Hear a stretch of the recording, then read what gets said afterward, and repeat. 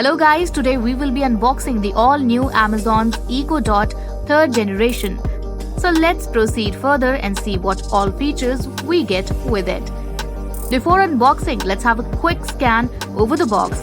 At the front, we have the branding of Amazon and it comes with far-field voice control. On the other side of the box, we have some features like it has an Alexa voice assistant, comes with an audio line out, has the latest Bluetooth version, a dedicated microphone, off-on button and works with Wi-Fi. Let's see what we have inside the box.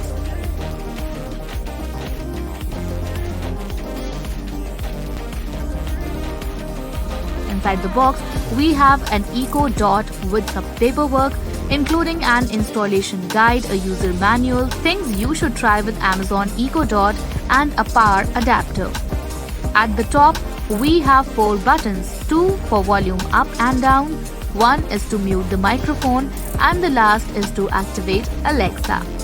The product has a matte black finish and is surrounded by fabric mesh on its edges. We have 2 ports, one for power and another a 3.5mm audio jack.